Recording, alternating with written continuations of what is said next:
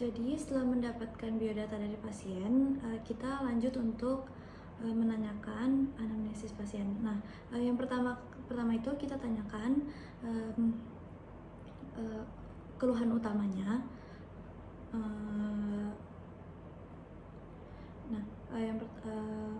Apakah terasa gatal, lalu apakah ada cairan yang keluar, dan kalau misalnya ada cairan yang keluar, kita tanyakan warna dari cairan tersebut.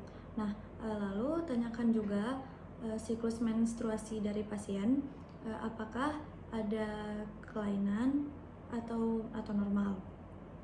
Lalu kita tanyakan juga apakah ada keluhan saat melakukan hubungan suami istri. Selanjutnya kita bisa setelah mendapatkan jawaban dari pasien, kita bisa merekomendasikan untuk screening kanker serviks. Nah, screening kanker serviks ini ada dua, yaitu ada pap smear dan asam asetat. Nah, lalu kita tanya apakah ibunya ini bersedia, karena prosedur ini mungkin kurang nyaman. Lalu tanya juga untuk kalau misalnya ibunya sudah setuju, lalu kita tanyakan apakah sebelumnya ini ibu punya riwayat penyakit seksual menular, lalu atau apakah sempat memasukkan atau memakai tablet vaginal atau jelly atau hal-hal yang dimasukkan ke vagina. Lalu tanyakan juga sebelum 24 jam ini sempat berhubungan atau tidak. Lalu kalau misalkan semua jawabannya tidak, kita bisa merekomendasikan pap smear. Jadi kita bisa rekomendasikan pap smear dan asam asetat. Kita jelaskan kalau pap smear itu prosesnya mungkin agak lama tapi hasil akurat. Lalu kalau asam asetat itu dia cepat tapi kurang akurat. Nah, kalau misalkan ibunya sudah memilih pap smear, kita jelaskan. Jadi gunanya pap smear ini untuk mengambil sampel dari leher rahim untuk dinilai apakah ada kelainan atau tidak yang mengarah ke kanker serviks. Lalu kita bisa mempersilahkan ibu untuk mengosongkan kandung kemihnya untuk persiapan pemeriksaan pap smear. Persiapan diri. Di sini ada alat dan bahan, yaitu pertama ada jepit khas, lalu ada kaca untuk smear nanti, lalu ada spatula air, ada Cytobrush, ada pen kecil, ada kasa yang dibalut dengan NaCl, lalu ada spray etil alkohol 95%. Lalu ada juga spekulum susu bebek dan ada linen steril. Nah, untuk persiapan pasiennya, pertama-tama itu kita awasi bawah bokong pasien dengan handuk biasa. Lalu kita bersihkan area luarnya. Kita bersihkan di sela-sela paha juga. Lalu yang terakhir itu kita bersihkan juga di anusnya. Selanjutnya kita alasi dengan linen steril. Lalu kita lihat juga di sini tidak ada kelainan di bagian vagina eksternalnya. Lalu kita palpasi. Kalau misalkan ada sakit, bilang ya ibu. Nah, karena tidak ada, kita bisa memasukkan toucher bebek.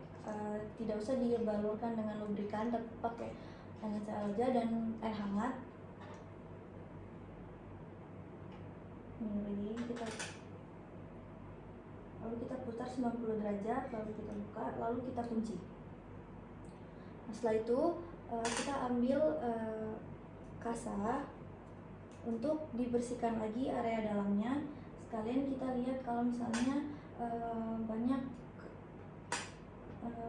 cairan dan juga apakah ada kelainan di dalamnya, di area sekitar leher rahimnya, apakah ada benjolan atau ada kemerahan, atau lalu setelah kita bersihkan, kita ambil spatula air ini untuk pemeriksaan exocervixnya. Kita ambil dengan memutar 360 derajat, lalu dengan cepat kita taruh di kaca smear. Nah, setelah itu kita ambil lagi cytobrush ini untuk pemeriksaan untuk pengambilan sampel di endocervixnya. Kita masukkan, kita putar juga 360 derajat, lalu kita keluarkan perlahan, lalu kita taruh juga di kaca smear.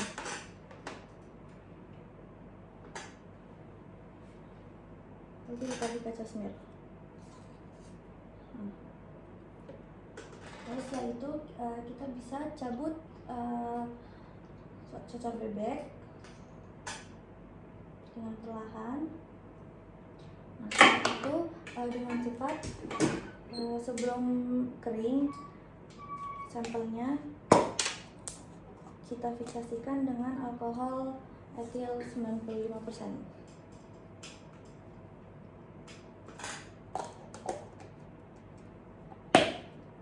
Setelah itu kita kumpulkan barang-barang yang sudah dipakai tadi untuk disterilkan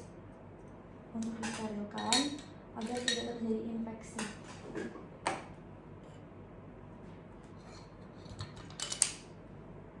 Setelah itu kita bisa mempersilahkan untuk pasien untuk memakai pakaiannya kembali.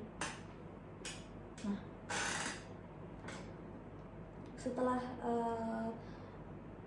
sampelnya sudah kering, kita bisa memberi tanda atau kita bisa beri label untuk pemeriksaannya, lalu kita kirim ke lab.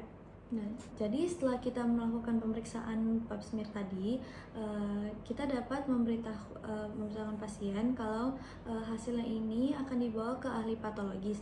Nah, kemungkinan juga itu hasilnya itu keluar dalam waktu 1x24 jam. Nah, lalu kita jelaskan lagi kalau misalnya hasilnya nanti tahunya positif, kita harapkan agar pasien itu jangan panik, dan kita bisa rekomendasi untuk memeriksa lagi dalam waktu 3-12 bulan lagi. Nah, kalau misalkan hasilnya negatif, kita dapat merekomendasikan pasien untuk melakukan pemeriksaan berkala, karena umurnya pasien ini sudah di atas 30 tahun, jadi pasien bisa melakukan pemeriksaan berkala dalam 3 tahun sekali sampai umurnya 70 tahun. Terima kasih.